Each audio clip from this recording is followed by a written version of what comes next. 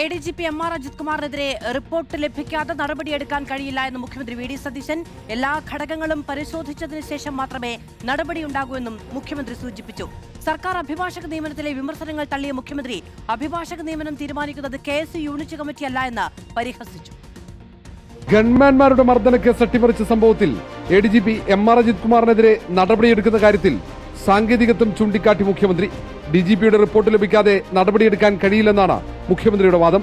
തിരക്കിട്ട് നടപടിയെടുത്താൽ MR അജിത് കുമാർ നിയമ നടപടി സ്വീകരിക്കുമെന്നും മുഖ്യമന്ത്രി വ്യക്തമാക്കി.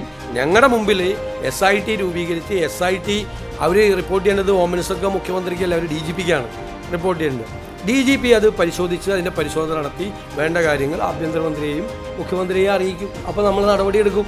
സർക്കാർ അഭിഭാഷക നിയമനത്തിലെ വിവാദങ്ങളിൽ പൊട്ടിത്തെറിച്ച മുഖ്യമന്ത്രി KSU ആരോപണങ്ങൾ തള്ളി.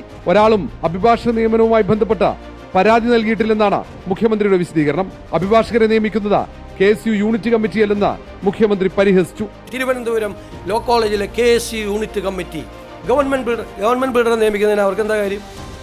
ഒരു കാര്യമില്ല, അവർക്കൊന്നും ഒരു കാര്യമില്ല.